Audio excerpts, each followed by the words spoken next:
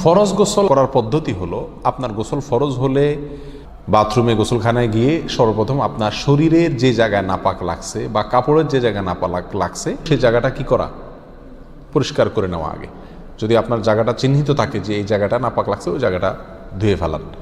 এরপরে নামাজের জন্য যেভাবে আমি অজু করছি সেভাবে অজু করা। এরপরে অজু করা, হাতের কবজি ধোয়া, এরপরে কুলি করা, নাকে পানি দেওয়া, মুখ ধোয়া, হাতের কোণে পর্যন্ত ধোয়া, মাথা মাসা করা, এরকম অজু করা। অজু করার পরে এবার আপনি গোসল করেন।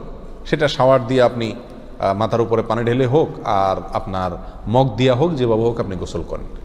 গোসল করা শেষ হয়ে গেলে, গোসল করে যখন বের হয়ে যাবেন, তখন যাওয়ার আগ দিয়া ওই যে পাও ধোয়া বাকি আছে হুজুর, যাওয়ার আগ দিয়া পায়ের ওখানে পানি ঢেলে টাকনো পর্যন্ত পাও ধুয়ে ফেললেন, বাস গোসল হয়ে গেল।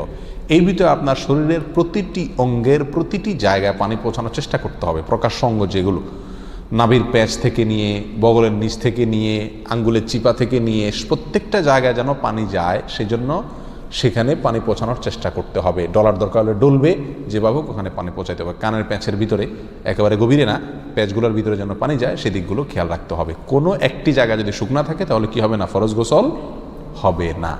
অতএব পরিপূর্ণ শরীর যাতে ধোয়া হয় সেদিকটা খেয়াল রাখতে হবে। নেল পালিশ ইত্যাদি বা কোনো রং টং ইত্যাদির কারণে যদি কোনো আবরণ থাকে শরীরের উপরে, তাহলে সেগুলো সরা নিতে হবে, তা না হলে কি হবে না, ফরজ গোসল আদায় হবে না।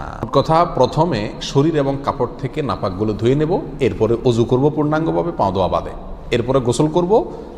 আর বের হওয়ার সময় দোনো পাও টাকনো পর্যন্ত ধুয়ে তারপর বের হয়ে যাব।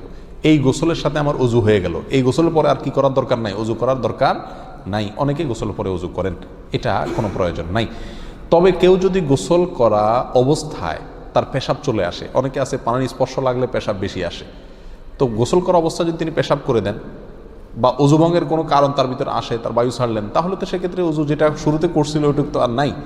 তাহলে তাকে আবার কি করতে হবে, নতুন করে গোসলের পরে অজু করতে হবে। এ হলো মোটামুটি ফরজ গোসলের পদ্ধতি।